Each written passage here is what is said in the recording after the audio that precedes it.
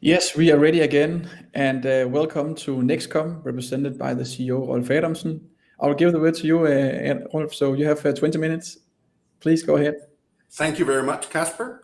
As you said, I'm Rolf Adamson. I'm here representing Nexcom as I am the CEO of, and I'll talk you through a relatively short company presentation and why we're worth looking at as an investment case. So Nexcom, we deliver software to enhance the customer experience. And why is that even important? Well, poor customer experience costs money, costs companies a lot of money every year. And I think most of us have tried having a bad customer experience. It's something that we all share with friends. It's something that we get annoyed about. And it's something that ultimately will drive down our loyalty and our satisfaction with any vendor that we have. And that is the software space that we deliver to companies, the ability to identify and fix processes that are driving poor customer experience. And I'll get back to our products a bit later. So who are Nexcom? A short company overview. We have 40,000 users globally on our various platforms. We have global, local, and regional customers.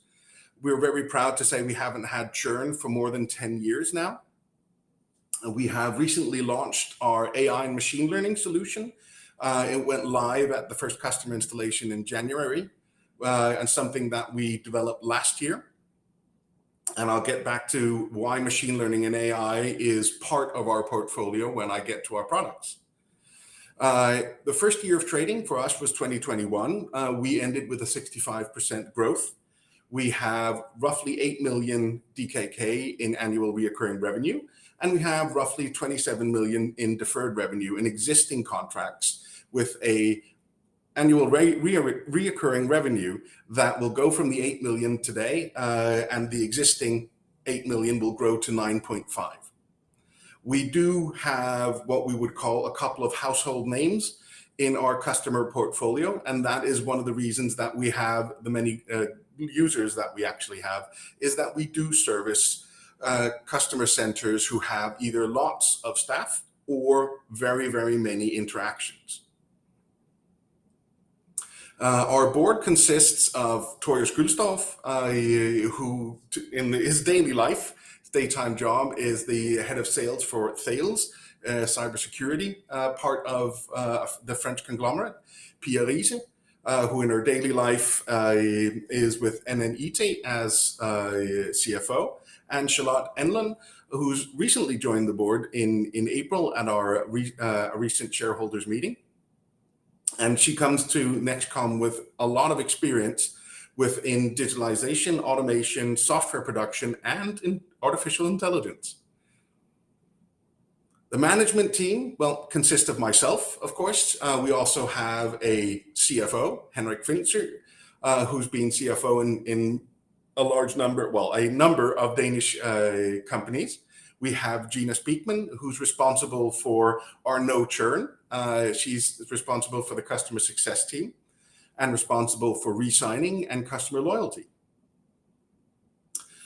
We have Ian Ironside, who's our technical officer and responsible for our platform's work, and the development of the AI platform is one of his brainchilds. We have Ivan Guevara, who's our chief sales officer, and we have Josephine Jensen, who's our head of marketing. And this is the team that operates and runs Nexcom in the daily operations. We're 17 employees at the moment. And we have employees across the US, where we have 7 employees. And we have across Europe, we're mostly Denmark, but we also have employees outside Denmark in the sales organization. Our products, and this is the gap that we fill and the need there is to help customers identify which processes are driving poor customer experience.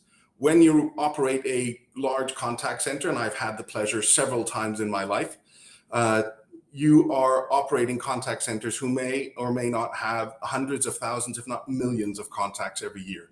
And identifying the one contact that is going wrong, so to speak, that is not successful across multiple agents, across multiple skill sets, across multiple opening hours, and even geography, is actually a quite difficult job. And that's what we help with our product portfolio. We also automate large parts of this process. So Reveal CX is a quality monitoring platform that can help customers identify processes that are not working. And what we've done with our machine learning and AI is to automate large parts of that process. Quality monitoring is today a very manual process in most contact centers. So automation is, of course, key to be able to analyze large data sets very quickly, is providing good intelligence and information to our customers. This information can then be used for customers to identify, where are we not creating value? Where is it that we need to identify and fix self-service portals?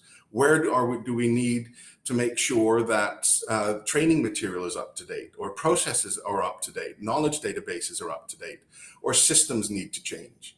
In fact, whenever we call in as consumers and we don't get the right answer, it's only 25% of those incidents where the agent actually doesn't have the knowledge. 75% is due to something else. It could be product limitations, it could be process limitations, it could be system limitations.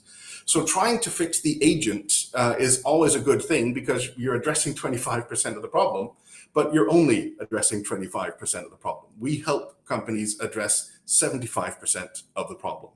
And that's where the majority lies. That's where there's potential to reduce costs. That's where there's potential to increase customer satisfaction and loyalty. So the automation part is actually part of why we have developed our machine learning and our AI capabilities, and the product Reveal CX Boost is all about automation and being able to analyze very large data sets. It also brings the ability to act as we call it, a searchlight. Is there anything specific that you want to know? And that can be part of the data set that we help you identify. We can also provide sentiment analysis. Are the customers pleased or happy? How do they respond to a new campaign? How do they respond to the answers? We can predict loyalty. We can predict complaints. We can predict customer satisfaction. And I'm sure that most of you have tried contacting a vendor, and then you get a survey afterwards. Were you very pleased or not very pleased? Please rate us 1 to 10 or 1 to 5. And that is something that we can actually predict during the transactions. Will you or will you not be satisfied with the answer? And will you be, shall we call it, inclined to purchase more or not inclined to purchase more? And this is, of course, information that helps our customers become successful. It helps them sell more. It helps them reduce costs. It helps them drive their loyalty. And this is one of the things that leads us to why we have not had churn for the past 10 years, is the way of working that we have. And the way of working is basically continue to create value every year for all customers. And that is part of what our product portfolio is capable of doing. But it's, of course, also part of the way of working that we have, where we continuously know and understand the business needs of our customers. We come from that area. All of the parts of the management and the people who have designed our products all come from the customer experience industry. So many of the products that we encounter in our colleagues in the market, our advantage towards them is that our products are designed by industry specialists, not and coded by software people, but not coded by software people and then used in the space. So we know exactly what their customers' needs are when using tools like this. And that is one of the benefits that we have been able to deliver to our customers. And that's one of the reasons why we haven't had churn in 10 years. So the market that we operate in is, of course, the largest market, if we can call it that, of course, is the US market. Our primary focus for growth is in the US, where we have been through market research, we've been through identifying ideal customer profile, and we have identified around 11,000 potential customers in the US alone. We have sales offices in New York and presence in Atlanta, where I am right now, actually. And if we compare that to the geography that we have in Europe, we are targeting potentially 3,000 customers across Europe. We have our offices and our presence in Copenhagen and presences in Germany and the UK. And the sales force as such is dominated by these two areas. So in total, we are addressing approximately 14,000 potential customers. So we're not going to run out of market anytime soon. The US market we have entered, and we do have US customers. Approximately 1/3 of our annual recurring revenue is in the US with US customers. When we look into the future, we are projecting that half our ARR, more than half of our ARR at the end of this year will come from the US, and approximately 75% of our ARR will be coming from the US in 2020, by the end of 2024, sorry. Now, looking at the market, I'm sure that many of you have also noticed that we are, and lots of companies are, in a situation where it's difficult to find staff, especially in the service industry.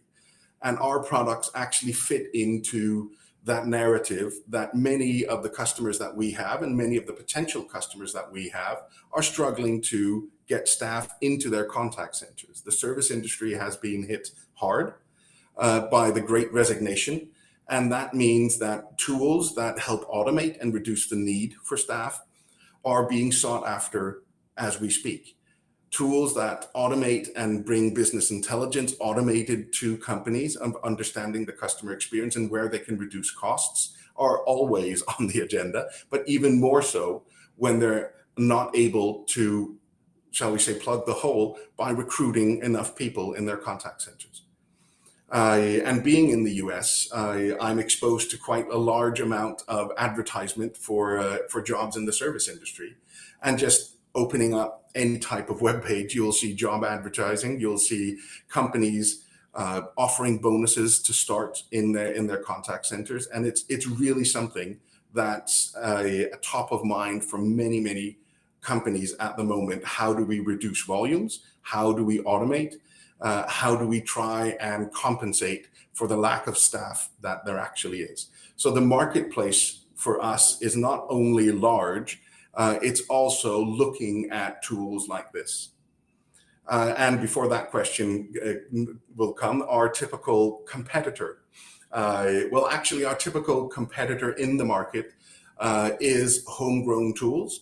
For the quality parts of our portfolio, what we typically see is well, at least half of the companies that we are in contact with, they actually have Excel solutions or solutions based on Excel or home-coded solutions. So what we are up against, so to speak, is by roughly half the market have a homemade solution.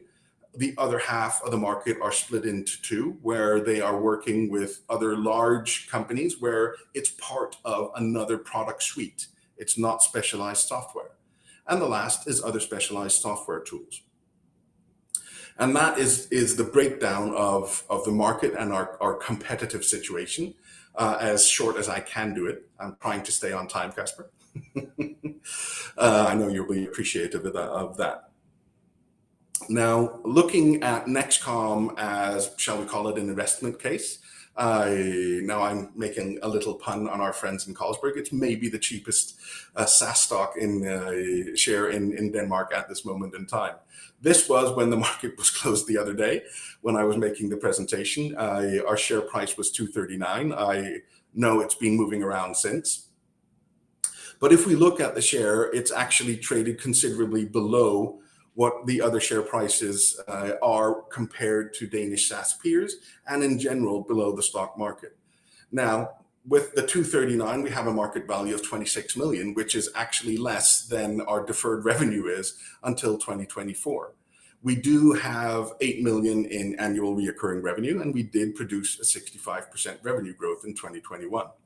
So when we look at the timing and the case and the share, there are a couple of things that, of course, can improve, and one of the things is the share price. Now, based on a company that hasn't had churn for 10 years, we typically do 3-year contracts with annual payments prepaid annually. We've launched our AI solution, and we do have a growth revenue outlook of 46 to 75% in 2022. We do believe that there is improvement potential for our share price as well. And that should be my last slide, and thank you. Let's be in touch, and that should give us enough time to do any questions. Yes, thank you, Rolf. And we got a lot of questions from the audience. Let's start just with the ending here. You talked about, the possibilities and the share price and so on. Can you maybe elaborate or tell the investors about, since you was listed last year, what has happened during the scale-up phase and the current situation you are in and so on? Well, a lot of things happened in 2021. When we got listed, we were 5 people. And the plan and the business plan was based on that we recruit people. We had entered the US market when we got listed. Well, we did have an office in New York. We did have 1 employee in the US who joined us actually the day after or the Monday after the listing. So the overall plan for the first year was to build an organization that would be capable of executing our business plans. Of course, a sales organization, a development organization to deliver on our product roadmap, and as well as deliver our AI and machine learning components. And on top of that, of course, we were to deliver growth and revenue. And those 3 components for the first year were, of course, crucial for us. What we did experience the first year was, in a pandemic, nobody really wanted to join a relatively small, a very small Danish IT company that was relatively unknown. The people that we wanted stayed in the jobs that they were at and wouldn't risk moving in the middle of a pandemic. So we did have what we could call startup issues, startup problems, and experience delays. Nonetheless, we did actually end up with a decent result of 65% in revenue growth. We did manage to launch our AI, which completed in October last year, and we did have the commercial launch of the product. And on top of that, we did manage to onboard the staff that we needed. So looking back at 2021, that was a very, very intense year from a personal level. I think I was through the entire span of all emotions that you can. And from equal frustration to happiness, maybe more frustration than happiness, but anyway. So that was part of a process for us where it was getting ready for putting the building blocks in place for the future. Not everything happened, as I said, as we wanted it to. However, looking where we are today, we do have the building blocks in place. We do have our sales team in place. We do have all marketing materials ready and up to date. We do have our go-to-market strategies ready to execute. And we do, of course, have our product portfolio in place, which is by far the most important, that we do have a product that addresses the need of the market. Yeah. So in terms of risk, you are now, you can say, raising capital before Q2 to get into the next phase, you can say. Yes. So we announced earlier this year that we were going to do a capital increase, a capital raise. That was part of our plan originally, a long-term plan. Of course, we would have loved to have done it under other circumstances. However, it is what it is. So we are raising capital now for the next phase of growth in the company. Yeah. All right. Let's take some of the questions also here. So yeah, I think you've mentioned it, but maybe you can just sum up. How do you see the current market conditions within customer service software? The market. So you told us something about what you see in the US and the service sector, but can you maybe be specific on your customer service software sector? Well, if we do look at the customer service software sector, it's clearly that sector is dependent on companies ability to deliver a customer experience. And that is something where companies today are increasing their attention and their focus and their strategic focus on the customer experience. And that is mainly due to the cost of churn. The cost of acquisition is very, very high for most of the customers that we deal with. So retaining customers and customer loyalty becomes even more increasingly important for them. And that's where customer contact software fits in. If customers, which they do, change companies from time to time, it becomes very important for our customers and companies to be able to deliver a good customer experience whenever we want to reach out as consumers. And that marketplace is becoming increasingly important. Yeah.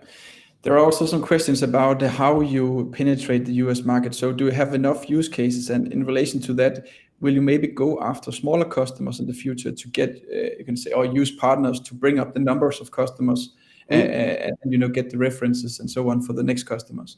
Yes.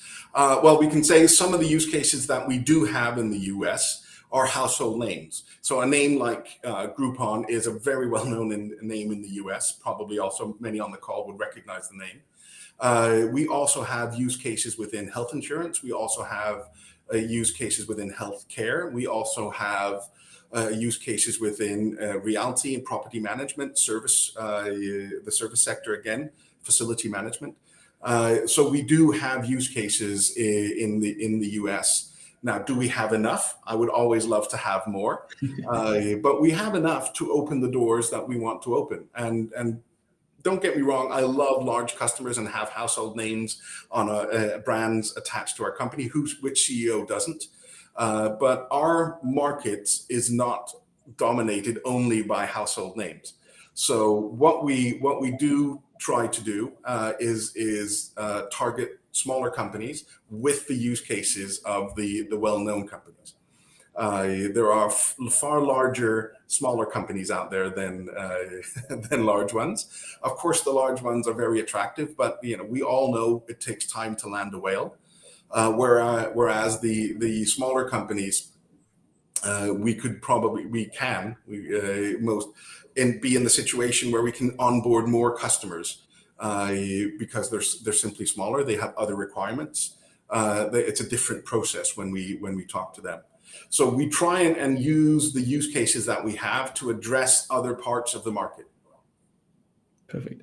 So let's go to the last question here. So you told us about the AI product, and there's a question here: how much of the growth is expected to come from this AI product? I'm not sure if you have any guidance about this, but maybe you have some flavor on it. Oh, well, absolutely, because AI and machine learning is very hot. Lots of companies are out there looking for solutions in AI and machine learning. And it is, of course, it's the first thing that customers ask or potential customers ask when we are in touch with them. Can you automate? Are you using AI? Are you using machine learning to analyze the data? So when we look at our future growth, it's very clear to us that the AI and machine learning modules will drive our growth. Now, we don't deliver AI separately. So it's built into our other products. So when you buy Reveal, you have the option to upgrade it and boost it with AI and machine learning. But there's no doubt that AI is a driving force of the growth that we're going to see. And if I should kind of give you ballpark figures, the growth in the US, half of that growth will be attributed to us having AI and the AI capabilities in our products. Interesting. Thank you very much, Rolf, for the presentation, and thank you for answering all the questions here from the audience. Thank you. Thank you. Take care. Bye for now. Take care.